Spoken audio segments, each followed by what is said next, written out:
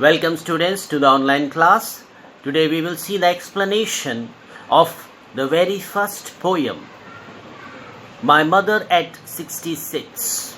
Now before we get into the explanation, let us see the detail about the composer of this poem, the poetess of this poem. Kamala Das, a South Indian composer or poetess, also known by her pseudonym Madhavi Kuti. She has written this poem. She was born in 1934. She belonged to Kerala, the southern part of India.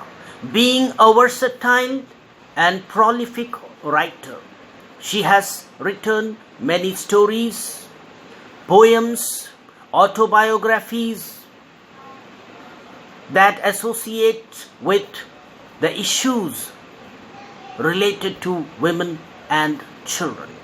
Now this poem shares her experience and her emotions when she was about to leave her mother at the age of 66. Let us see the theme of this poem. This poem deals with the theme of advancing age and the fear of separation, especially when the mother of poetess is advancing in the age. Her health is deteriorating and declining. In that condition, the author is moved by the fear of losing her mother, fear of separation, as well as she felt the importance of her duties and responsibilities as well. Moreover, this also deals with the universal theme of fear of losing a loved one, and emotional suffering, pain and helplessness is brought out in the poem vividly, very clearly. Whenever someone loses somebody or whenever someone is being separated from us, we feel the pain, we feel the grief, we feel the sorrow. That sorrow, suffering and helplessness is very clearly brought out in this poem. Form of the poem, let us see in which form it has been written. The poem is rendered in blank verse, written in a narrative style. It contains 14 lines written in a single sentence. Now this is called enjambment. It highlights the stream of conscious effect where one idea or thought is associated with the other, where one thought or idea leads to another. Now let us see the universal message that can be conveyed through the medium of this poem.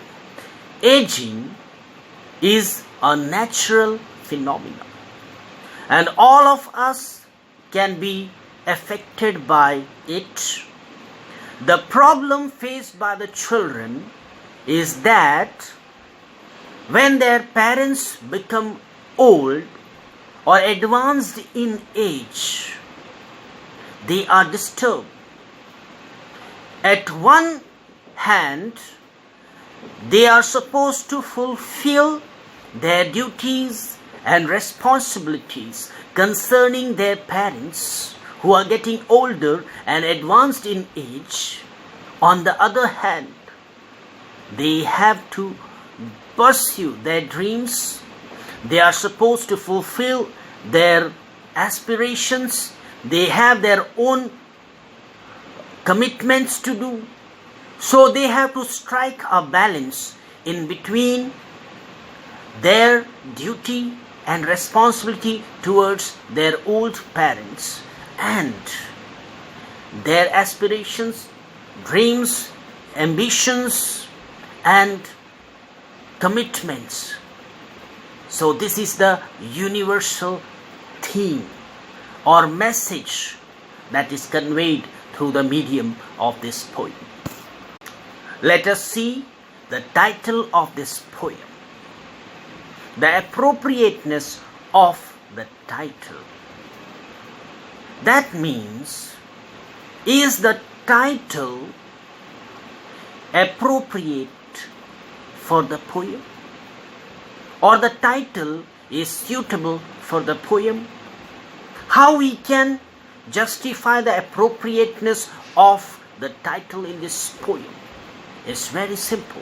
The content of the poem matches the title of the poem.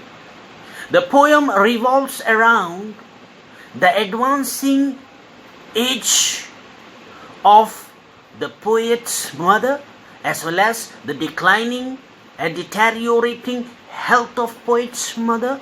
It is therefore the title, My Mother at 66, is appropriate and apt for this poem, because it speaks about advancing age of the poet's mother, her declining health, and the fear of separation. So therefore we can justify that the title is apt and appropriate for this poem. On the way to the Cochin airport, the poet and her old mother, they are going in a car. As the car moves on, the poet looked at the face of her mother. Normally, or just merely, she looked upon the face of her mother. And suddenly a thought struck in her mind that her mother is getting older. She realized the fact that her mother's age is advancing, her health is deteriorating and declining, and she is very much worried about her mother. Now it seemed to her that old age crept into her mother's life. Now, as she was looking at the face of her mother, what she was doing, what the mother was doing. The poet's mother, she was sitting beside the poet, and she was dozing with her mouth slightly opened. Now dozing, that simply means to take a slight sleep. Generally, you might have seen while traveling on a bus, in a car, you might have seen people falling asleep meanwhile they are traveling. So this is called dozing. Now at that time, when the poetess was looking to the face of her mother, she was sleeping, she was dozing with her mouth opened. This made the poet to make comparison of her mother's face. When the poet saw the face of her mother, she was sleeping, she was dozing with her mouth open. This appearance of her mother made her to compare her mother's face to that of a corpse. Now the comparison is made using the literary or the poetic device simile. Simile is used in order to make the comparison of her mother's face. Her face, as shown like that of a corpse, is the example of simile. Now the comparison is made with a dead body, a corpse. A corpse is a dead body. Now why the comparison is made to a dead body? She could have taken any other comparison, or she could have made the comparison of her mother to any other thing. But why she made the comparison of her mother to a dead body? Let us see.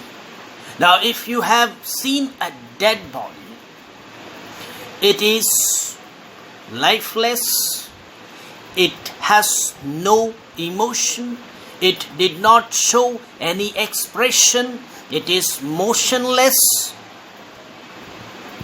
it gives no sign of life. Now that same thing is experienced by the poet. When she looked on the face of her mother, she could not see any expression, any emotion, any feeling, and it looked to her motionless, lifeless. Now that's why she made the comparison of her mother's face to a corpse, to a dead body. These thoughts were moving in her mind. She felt the pain. Now this pain cannot be defined as physical pain. It is the mental suffering. It is a state of mental suffering. Now that was felt by the poet. She was troubled. She was emotionally overwhelmed. She was suffering a pain in her emotions, in her feeling. Now why she was overwhelmed? Now why she felt that pain? Because when she looked at her mother's face, she was reminded of the fact that her mother had become old, and her declining health was a matter of worry or matter of concern for her. She was worried about her old mother, that she would survive in this age, in this old age or not. Now while she was struggling in her thoughts, she wanted to shift her mind. She wanted to change her thoughts. In order to change her thoughts, in order to put away these thoughts, she looked outside the car window.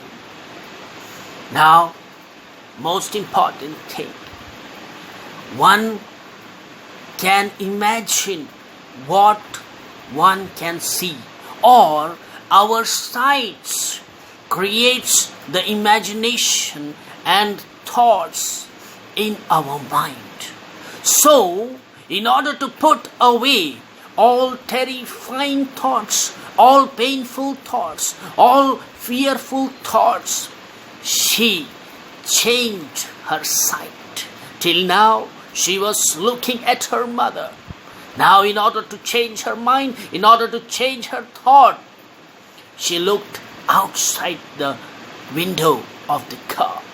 It's just because to put away the thought. There is a shifting of mood here. She looked outside the car window, what she could see. What did she see outside? She saw two things outside. One is the young trees sprinting. Now the word sprinting means moving fastly or racing. You might have experienced this while traveling in a car, on a bus.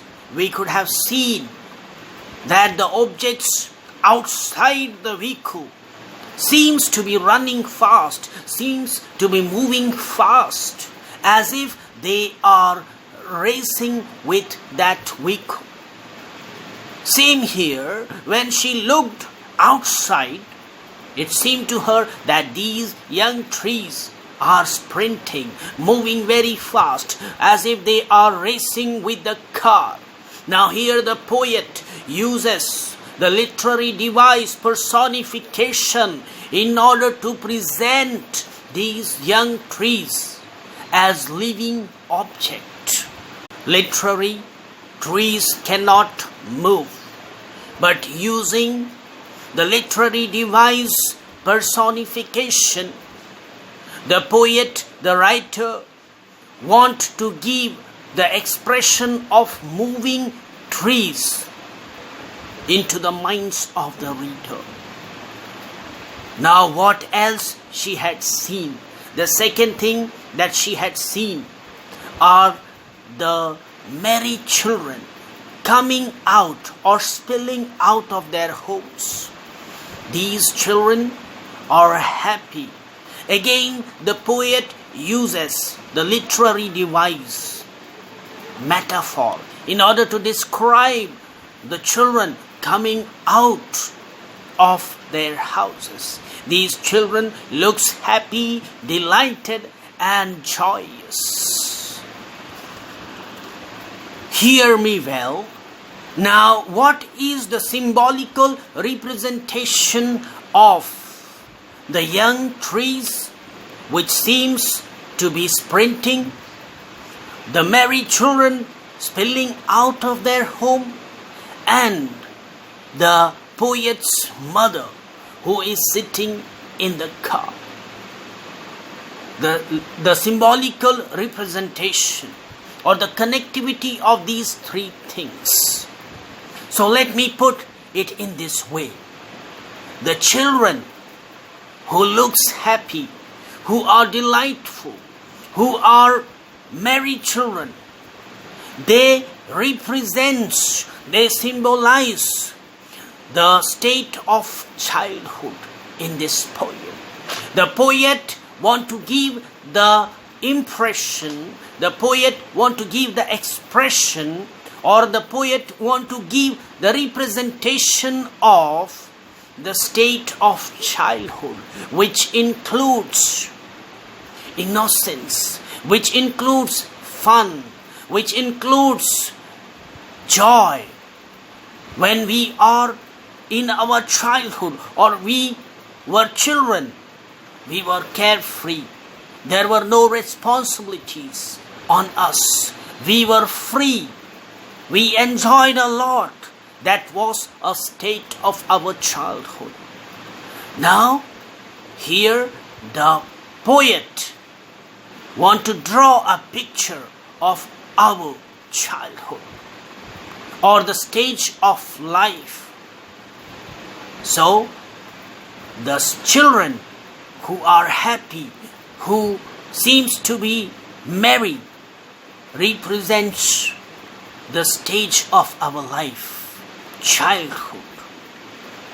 And the sprinting trees, they are the symbolical representation of moving time.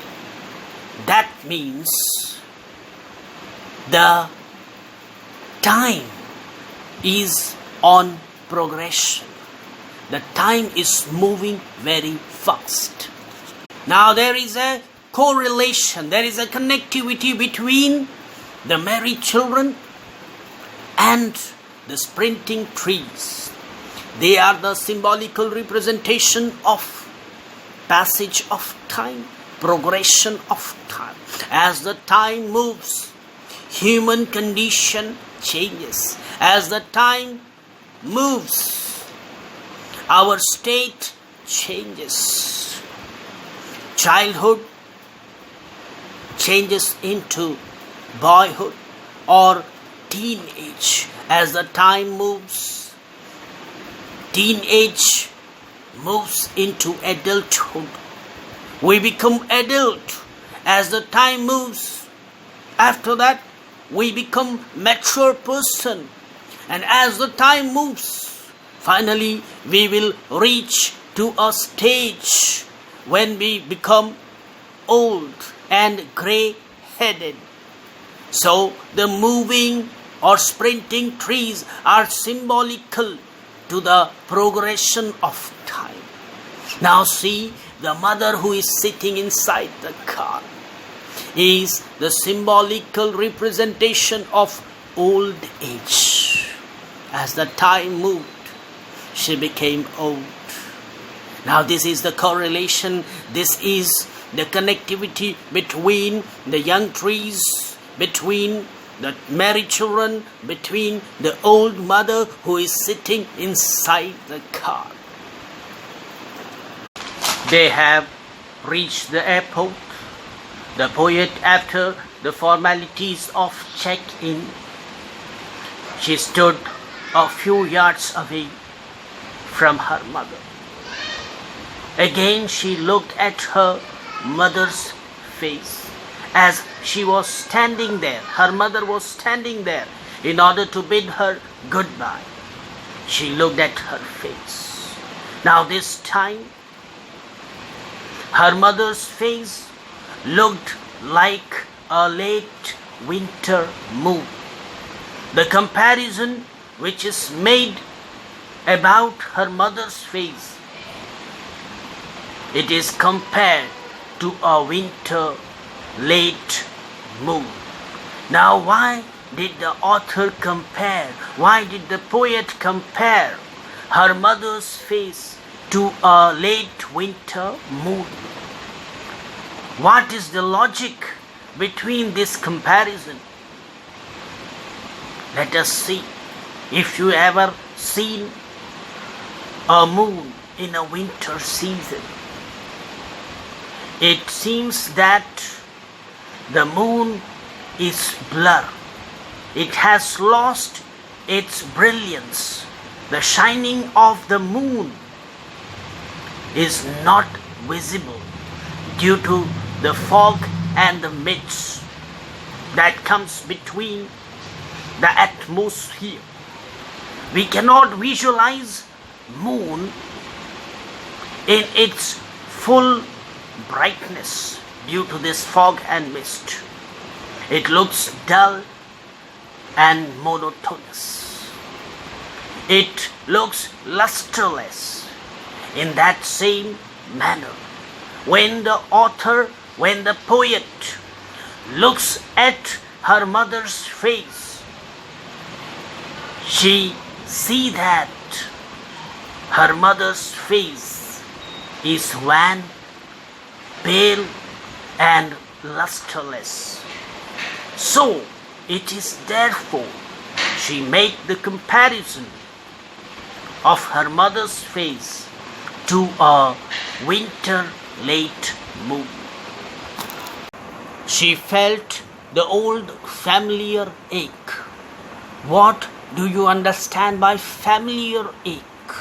That means she have had it, or she experienced it in the past. She is acquainted with this fear in her life at any time or any moment in the past. The pain about which she is talking about is the pain that she experienced in her childhood.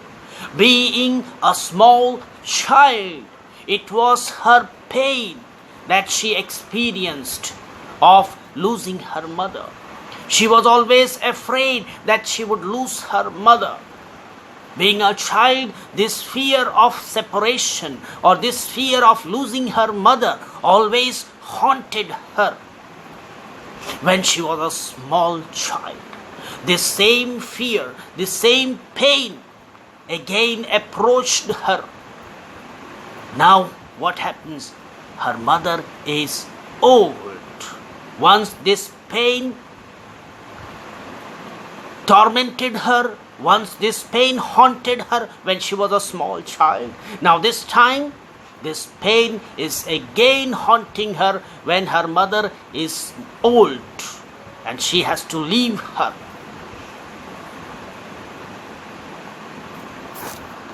She found herself again in the midst of that familiar ache, that familiar pain which haunted and tormented her when she was a child. Now this time she has grown up and her mother had become old and grey. Again, at the airport, she began to be haunted by this same fear. That's why she says it is old familiar ache. She could do nothing. All that she could say was, "See you soon, mother." This is a very positive statement, that see you again. And after, she smiled and smiled and smiled, looking at her mother.